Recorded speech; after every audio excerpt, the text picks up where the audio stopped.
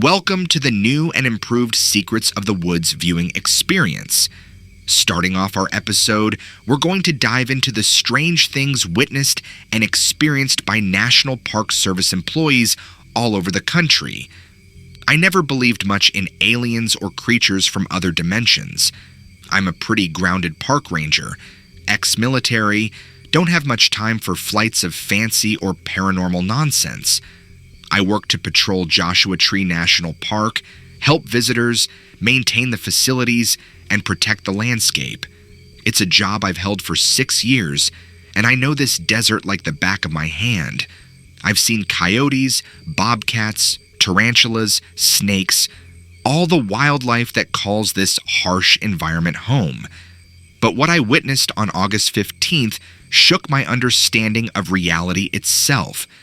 The day started normally enough. I clocked in at the Joshua Tree Visitor Center, grabbed my truck keys and radio, and headed out to patrol the main roads as I always do. It was a hot, dry day, over 100 degrees by noon, but the park still saw a steady stream of tourists. I stopped to help a few stranded motorists, give directions to some German backpackers, and clear some rubble from the road after a summer thunderstorm the previous night. Now I am writing this statement on a bizarre incident that occurred on August 15th, 2019 at approximately 3 p.m. This is not a hoax or joke. I was driving along Park Boulevard on my normal patrol when I spotted something strange about 30 yards off the road. There was a tall, humanoid figure, maybe 7 feet tall, standing perfectly still among the Joshua trees. It was dressed in a long black hooded robe that came down to its feet, which struck me as very odd given that it was over 100 degrees outside. Why would someone be wandering around the desert in a thick black robe in the blazing afternoon heat? I slowed my truck and tried to get a better look at this strange person. When the figure turned its head toward me, what I saw made my heart nearly stop. Inside that dark hood was a face that was distinctly inhuman and reptilian. It had greenish, scaly skin, a short snout, and large black eyes that seemed to stare right through me. It made no movement or expression as it regarded me, just peered in my direction with those piercing black eyes. I was frozen in fear and shock. Even from 30 yards away, there was no mistaking what I was looking at. The creature was very clearly not human. My first terrified impulse was to confront this thing, but I found myself unable to move, gripped by primal fear. The reptilian being was not holding any objects and did not seem alarmed by my presence. It stood perfectly still among the Joshua trees, slowly scanning the landscape as if searching for something. The more I stared, the more disturbing details I noticed. Its awkward, unnatural body posture and the strange awkwardness of its movements as it turned its head. This was no person in a costume or any known animal. After a paralyzed minute, I snapped out of my terrified trance and quickly drove away, flooded with shock and disbelief at what I had just witnessed. I reported this bizarre sighting to my superiors, but they seemed skeptical of my bizarre claim. I know that I saw something deeply abnormal and frightening in that desert, some kind of unknown creature that has haunted me since. I cannot shake the chilling memory of its inhuman reptilian face, staring silently at me from within that out-of-place black robe. The implications of a large reptilian humanoid wandering Joshua Tree National Park are disturbing, to say the least. I often wonder if other visitors to the park have seen similar creatures lurking among the Joshua trees. The image of that nightmarish reptilian face hidden within the dark robe was branded into my mind. I couldn't comprehend how an 8-foot-tall humanoid lizard could be wandering Joshua Tree National Park in the flesh. It defied everything I knew about science, nature, and reality itself. When I finally calmed myself enough, I radioed my supervising ranger to nervously report what I had witnessed. As expected, He didn't believe me at first, but the quivering fear in my voice must have given him pause. I'm an ex-Marine of 6 years' service, for God's sake. It takes a lot to rattle me like that.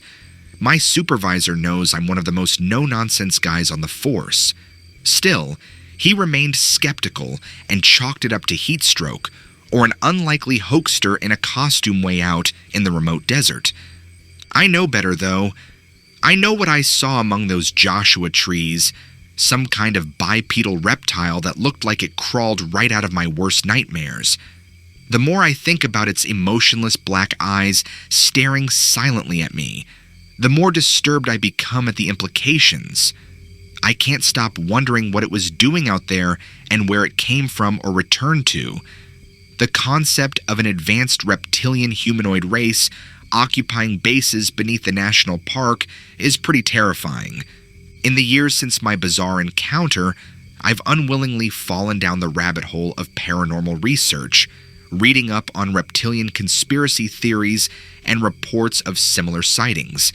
Apparently, reptilian humanoids are a common archetype among claims of alien visitation and interdimensional phenomena. Who knows if some of those crackpot UFO nuts are actually onto something? I've tried to convince myself it was all a hallucination, but the vivid memory of the creature's animalistic yet intelligent eyes peering silently into my soul won't let that skeptical narrative take hold. All I know is that national parks like Joshua Tree encompass vast tracts of unexplored wilderness. Who knows what unknown entities wander its remoter recesses far from human eyes? What happened to me out there among the Joshua trees continues to haunt me. I no longer dismiss my colleagues' strange stories out of hand. Some bespeak sightings just as bizarre as my encounter with the Desert Lizard King. Whatever the truth, there are dark mysteries lurking within America's wild places that modern science has yet to unravel. Next story. As a cryptozoological researcher, I am often approached with extraordinary tales that most would dismiss as fiction or delusion. But on rare occasions, a story crosses my desk that carries the ring of truth, hinting at phenomena beyond current scientific understanding. One such account was related to me recently by an anonymous source, who claimed to have a friend named Mark working as a park ranger in Rocky Mountain National Park. What Mark allegedly witnessed during a routine night patrol, and the evidence he reportedly collected afterward, suggests an undiscovered hominid inhabiting the remotest regions of the park. Out of respect for Mark's privacy, details that might identify him have been omitted here. And of course, the fantastic nature of this account invites skepticism. I present it not as proof, but as a tantalizing possibility, a starting point for further investigation into the unknown. Make of it what you will, but hear it with an open mind. If Mark's story proves true, it could mean a relict population of North American great apes persists unseen in the Colorado high country. What follows is my anonymous source's retelling of Mark's alleged encounter on a lonely mountain road one fateful summer night. It was a clear summer night when Park Ranger Mark headed out on patrol in Rocky Mountain National Park. As he drove along Trail Ridge Road past Treeline, his headlights reflected eyes shining along the roadside. Mark slowed the truck, expecting to see elk or deer. But as he drew nearer, he was shocked to see a pair of glowing red eyes over 7 feet off the ground, staring back at him. Mark stopped the truck, and the creature stared back silently. In the dim light, Mark could barely make out a tall, muscular, hair-covered bipedal creature with a wolf-like face. It stood still as a statue, eyes flashing. Mark fumbled for his phone to take photos, but was paralyzed by fear. After a tense minute, the creature turned and loped into the forest. Mark gasped, finally able to breathe. Shaken, Mark radioed dispatch to report the sighting. Over the next few nights, Mark returned to the location, armed with a trail camera. On the third night, the camera captured an infrared image of a large, ape-like creature standing exactly where Mark had seen the creature that first night. Mark submitted the photo to his superiors, who dismissed it as inconclusive. But Mark knew what he saw, and the image proved it. Over the next few years, he discreetly collected reports of campers hearing strange howls and finding odd footprints. Mark knows the truth is out there, even if no one believes him yet. He hopes one day to obtain proof and reveal to the world that an unknown species of apex predator calls Rocky Mountain National Park its home. The description of a very large winged being with a wingspan estimated up to 20 feet is remarkable.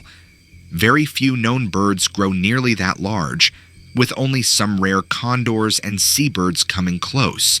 It definitely rules out more common local birds like herons or cranes.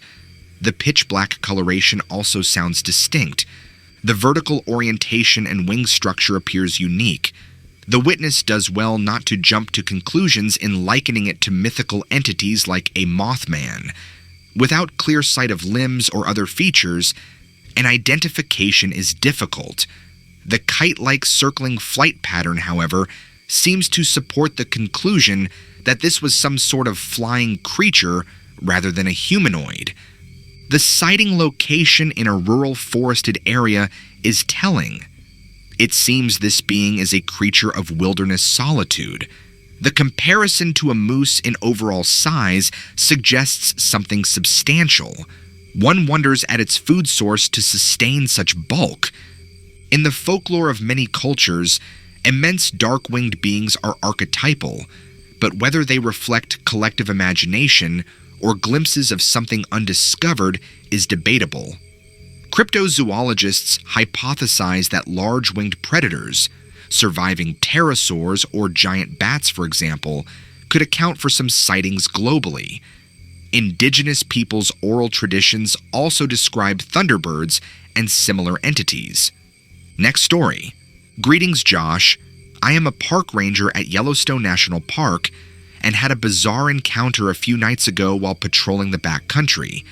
It was around 10 p.m. on a clear summer night. The moon was nearly full, providing decent visibility.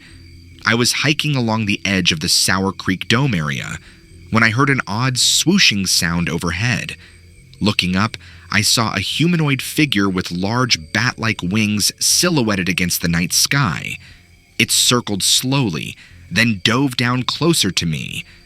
As it passed by at about 30 feet away, I got a good look at it in the moonlight. This creature appeared to be over 6 feet tall, with a wingspan of at least 12 feet. It had smooth gray skin, long spindly limbs, large claws on its feet and hands, and a wide mouth with small, sharp-looking teeth. But most striking were the eyes. They were pale blue, almost glowing, and looked wet and roomy. It was flying sideways, stroking with one enormous wing, while the other was tucked against its body. It seemed unaware of my presence as it drifted slowly over the valley, sometimes flapping its wing, but mostly gliding silently. I was both frightened and amazed by this sighting. I've heard myths and stories about strange creatures in the wilderness, but never expected to actually see something so bizarre with my own eyes. It defied explanation. The size, wingspan, and flight abilities seemed beyond what should be biologically possible. As a man of science, I am logical and skeptical by nature, but cannot deny what I witnessed. I hope this report may shed light on exactly what type of beings may inhabit the remote forests and mountains. Please let me know if you require any additional details that I can provide. Whatever it was, there is clearly much we don't comprehend about the mysteries of nature and undisclosed creatures that may lurk in the untamed wilds. I wanted to update you on another odd sighting I had after my initial pale-eyed man-bat encounter in Yellowstone. Just a few nights later, I was camping alone near the Thorofare area in the southeast corner of the park, next to the Two Ocean Plateau. This is an extremely remote spot, reachable only by days of backcountry hiking. It was past midnight when I awoke to strange cries and screeches coming from the forest. At first, I thought it might be mountain lions, but the vocalizations seemed more human-like. I peeked out of my tent and was shocked to see 3 dark-winged creatures circling above the trees. They looked similar to what I now call the man-bat from my previous sighting. Humanoid bodies with bat-like wings and strange long limbs. However, their eyes glowed bright red, and I could see large, sharp teeth protruding from their mouths. They swooped low over my campsite, screaming in an unsettling way. One actually reached towards my tent with its clawed feet. They were clearly aware of and intrigued by my presence. After what felt like hours but was probably 10 minutes, they eventually lost interest and flew off to the west. Their wings made loud, leathery flapping sounds as they soared over the dark forest canopy. Based on their brief close proximity, I estimate they had 8 10-foot wingspans on bodies around 5 feet tall. I was terrified by this encounter and couldn't sleep the rest of the night. I broke camp the next morning and hiked out of that area as quickly as possible. These creatures seem to inhabit even the most remote and unexplored corners of Yellowstone's wilderness. I now carry a weapon when camping in the backcountry, though I question if it would be any defense against these terrifying beasts. I hope relaying these experiences is helpful to your research in understanding the strange flying creatures that lurk in forests worldwide. Please let me know if you need me to clarify or expand on any details. Next story. I'm a park ranger at Yellowstone National Park, going on almost 15 years now. I've seen my fair share of weird things out here in the wilderness, but none quite as strange as what I experienced back in the summer of 2019. It was late July, and I was leading an overnight backpacking trip with a group of Boy Scouts from Idaho. We hiked about 8 miles into the Thorofare region of the park and set up camp next to the Yellowstone River. The first night was uneventful. We sat around the campfire, the boys working on some wilderness survival badges. Then, we turned in for the night. I awoke a few hours later to a distant, unearthly scream echoing through the valley. It sounded like nothing I'd ever heard before, almost a cross between a mountain lion and an elk bugle, but more guttural and just downright creepy. It sent a chill down my spine.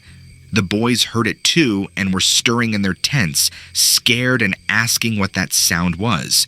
I tried to assure them it was nothing, probably just a moose or some other animal. After some time, the camp settled back down. But then around 3 a.m., I was jolted awake again. The scream was back, this time much closer and more terrifying. It sounded like it was coming from the ridge just across the river from our camp. Then I heard the unmistakable sound of rocks raining down the cliffside. I shone my flashlight up toward the commotion, but couldn't see anything. Still, something big was up there. The boys were hysterical at this point. We gathered in the center of camp, armed with flashlights. The screams continued sporadically through the night, along with more rock falls. Needless to say, nobody got any more sleep. When the sun finally rose, I decided to cut the trip short. We packed up and hiked out, exhausted and rattled. I still have no idea what could have made those bone-chilling sounds. All I know is it wasn't any animal I'd ever encountered. The memory still gives me the creeps years later. Next story.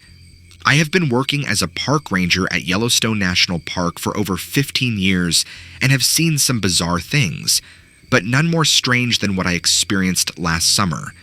It started off as a normal day doing my regular patrols around the Upper Geyser Basin. As I was hiking along the Fairy Falls Trail, I heard an incredibly loud shriek from the direction of Grand Prismatic Spring that sounded like a woman screaming in fear and pain. I rushed over but found no one nearby. Puzzled, I decided to take a different route back towards Old Faithful. Along the way, I came across some weird, clear, gelatinous globs on the ground that were definitely not a naturally occurring substance in these parts. I poked one with a stick, and it had the consistency of firm Jell-O.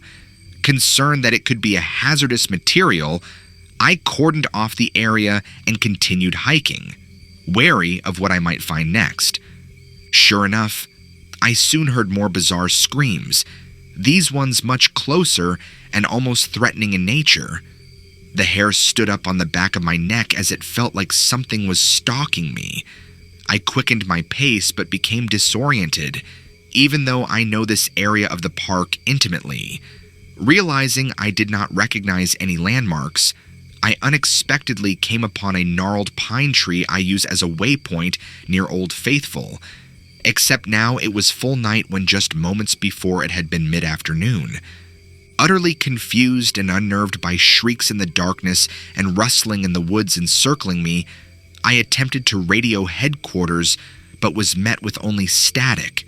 Finally finding the familiar trail in the beam of my dying flashlight, I hurried back to civilization, hiking past more gelatinous globs lining the path. Just when I thought I was safe, an overwhelming sense of being watched came over me right as I exited the tree line. I still have no rational explanation for how I time jumped, got turned around in a section of woods I could navigate blindfolded, or what macabre forces conspired to almost trap me out there. All I know is the park can be a surreal and dangerous place once the sun goes down. I haven't gone on solo patrols since, and hope I never relive the terror of that twisted night. Next story. The story I'm going to relate takes me back to the summer of 1987, when I was just a tenderfoot Boy Scout of 9 years old. My scoutmaster was a guy named Walt, a tough old Vietnam vet who volunteered to take us young boys out to teach us survival skills. On this trip, it was just Walt, his trainee scoutmaster Daryl, myself, and 7 other rambunctious kids from my troop eager for adventure. I was known by the older scouts as Little Sherpa, on account I would carry all Walt's heavy camping gear for him. We'd haul that military-grade stuffed bag of his along with our own meager equipment, walking for miles into the remote wilds to camp. We had hiked about 10 miles into the remote Cataloochee Valley, setting up camp in a meadow along the Little Cataloochee Creek. The first evening was peaceful as we gathered fireside to work on wilderness badges. Later that night, I was startled awake by a horrific scream emanating from across the creek. It sounded like a cross between a panther and the cry of a human banshee. Nothing like the usual animal calls. The boys heard it too, shrieking from their tents about what made those sounds. I tried to calm their fears. Must be a screech owl's unusual cry echoing off the valley walls. We settled back into uneasy rest, only to be jolted awake a few hours later. The gut-wrenching screams again pierced the darkness, this time much closer. I peered into the night with my flashlight as the sounds were joined by heavy thuds and cracking branches along the forest edge. The boys huddled together, sobbing in fright. Weaponless, I threw sticks and shouted menacingly towards the commotion until it finally retreated. Needless to say, no one slept again that night. At dawn, we wasted no time hastily packing up camp to exit the back country, shaken to the core by the events. I've replayed it all hundreds of times in my mind, but still have no explanation for what sort of creature was stalking us just out of view, nor why it seemed to toy with us helpless humans. All I know is an evil presence resides in these old Appalachian mountains that should not be reckoning with. That ill-fated trip into the Great Smoky Mountains has stuck with me over the years. I still wake up at night hearing those wretched screams echoing through the valleys of my mind. It saddens me that the joy and innocence of those young scouts I was guiding was shattered in one night of terror. I grew up camping in those ancient Appalachians, exploring every trail and hollow like it was my own backyard. I thought I knew all its secrets, the hidden waterfalls, the abandoned homesteads, the watchful wildlife.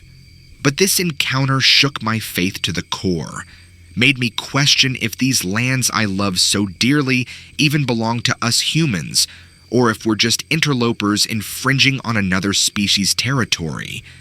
Whatever lurked in that thicket along Cataloochee Creek remains an unsolved riddle. Over the years, I've tried to rationalize it. Maybe a rogue panther, an owl's screech magnified. But every time I let my imagination wander, I recall the palpable evil I felt as those screams echoed around camp. The willful, almost playful way the unseen creature seemed to be toying with us, testing our will. There was more than animal instinct behind those cries in the night. Of that I am convinced. I ventured thousands of miles across wilderness terrain as a park ranger, coming toe-to-toe with all manner of wildlife. But that night in the Smokies was different. It shook me to my core in a way no person or beast has since. It opened my eyes that there are some dark secrets lurking in the old-growth forests of Appalachia that my human mind may never fully comprehend. Ancient entities from a bygone era we can scarcely even imagine. Next story. I'm a park ranger at Yellowstone National Park. A few days ago on May 29th, I was patrolling the backcountry near Canyon Village when I spotted something strange moving through the forest. As I got closer, I realized with shock that it appeared to be a massive bat-winged humanoid crawling on the ground on all fours. The creature looked nearly 7 feet tall, even hunched over. It had a human-like torso with long, slender arms and legs that were strangely bent. But most disturbingly, it had a pair of gigantic bat-like wings folded behind its back. The wings must have had at least a 15-foot wingspan.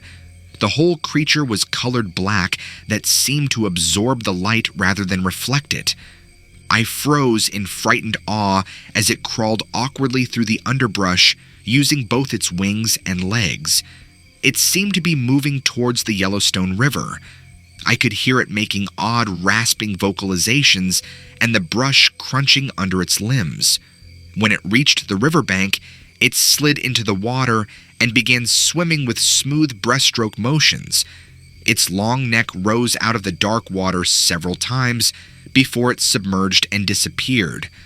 I have no idea what prehistoric-looking creature I witnessed, but it has haunted my thoughts since. I haven't told any of my colleagues yet because I know they won't believe me. I've asked around, but no one I know has ever seen or heard of such a bizarre winged humanoid in the area. I still patrol that same backcountry route, secretly hoping to catch another glimpse to prove to myself I didn't imagine the whole encounter. I welcome any insights you may have into what that creature could have been. Please let me know if you need any other details on my sighting. Next story. I've been working as a park ranger at Yellowstone for the past 15 years. I grew up out west and have always loved wildlife and the outdoors, so getting this job was a dream come true for me. My family comes from a long line of hunters and foresters. My father and grandfather both worked for the Forest Service when I was a kid, so I really took to this way of life and being out in nature from a young age. I attended university in Montana and got my degree in wildlife biology. While in college, I worked seasonally with the Park Service at Glacier National Park. That's where I cut my teeth learning to be a backcountry ranger. After graduation, I landed the full-time gig here at Yellowstone, which has been my home turf ever since. Over the past decade and a half, I've hiked and patrolled every inch of this park and really gotten to know it intimately. From the geyser basins up to the alpine lakes, I've seen it all. Black bears, grizzlies, wolves, bison, you name it. But I thought I had witnessed every creature that called this place home. Until last night, that is. I was working the night shift, which has become my routine lately. I actually prefer patrolling Yellowstone's back roads after dark when things quiet down. Oftentimes, that's when you spot the most interesting animal behaviors that you just don't see during the day. Sometimes it's just nice to have the solitude to yourself. The park takes on a whole different personality at night that I've come to appreciate over the years. Last night, I was doing one of my routine patrols of the back country, driving along the mountain roads outside Mammoth Hot Springs. It was about 9 p.m., and the sun had just set behind the peaks. I had the windows down to enjoy the fresh summer air. As I came around a bend, I noticed something strange ahead, near the side of the road.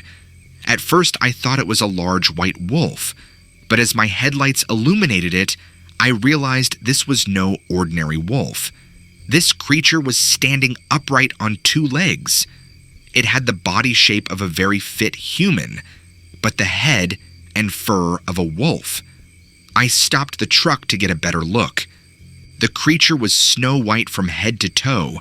It had a thick, muscular chest and arms with huge hands that ended in sharp claws. Its legs were elongated and bent backwards at the knees like a canine.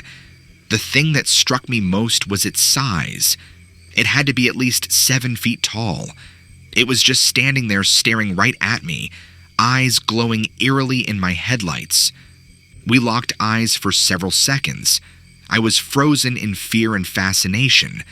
Then slowly, the beast turned its head away from me to gaze off into the woods. It began walking on its hind legs parallel to the road, covering 20, 30 feet in just a few strides before it ducked into the forest and out of sight. I sat there stunned for several minutes, trying to process what I had just witnessed. I radioed into headquarters to report a strange animal sighting, but left out the part about it walking upright like a man. I don't think they would have believed that part. I still can hardly believe it myself. All I know is that I will be keeping my eyes peeled for any other weird creatures on my night patrols from here on out. After that brief but incredible encounter, I just sat there in a daze for several minutes trying to process what I had witnessed. This was no ordinary wolf or coyote. I've been working with wildlife for over 15 years and have never seen anything quite like it. The creature's vivid white color, massive size, muscular humanoid torso, and hind legs that walked upright defied any kind of explanation. Once the initial shock wore off, my mind started racing thinking about what the creature could have been. I have a healthy curiosity about the supernatural and paranormal, even though I tend to be skeptical by nature. But out here in the wilderness, you hear some pretty wild tales from seasoned hikers and park employees. Stories get passed around campfires and in the break room about bizarre creatures lurking in the untouched forests. There have been whispers among park staff for decades about dogmen or wolfmen roaming this area. Usually, I brush those kinds of accounts off as fantasy or misidentified animals. But now I wonder if there could be some truth to those legends. A few years back, I had a colleague swear up and down he spotted a pack of 5 upright wolf creatures while backpacking near Heart Lake. At the time, I assumed it was a tall tale, but now I'm not so sure. Other folks talk of Bigfoot sightings around Mitt Washburn and the canyon area. Sasquatches tend to stick to the thick northwest forests, so I'd been skeptical about them ranging this far south. But when you stop and think that well over half the park is complete wilderness barely touched by humans, who knows what might dwell out there unseen? It's not impossible some primate cousin could be roams these valleys. I always try to keep an open mind when it comes to the unexplained mysteries of our natural world. There is still so much we don't comprehend about the creatures we share Earth with. Enough credible eyewitnesses over the decades here at Yellowstone have seen things that defy conventional scientific explanation. There could be entire species that have managed to elude formal discovery. Perhaps what I glimpsed last night was evidence of that. Still, I can hardly wrap my head around it.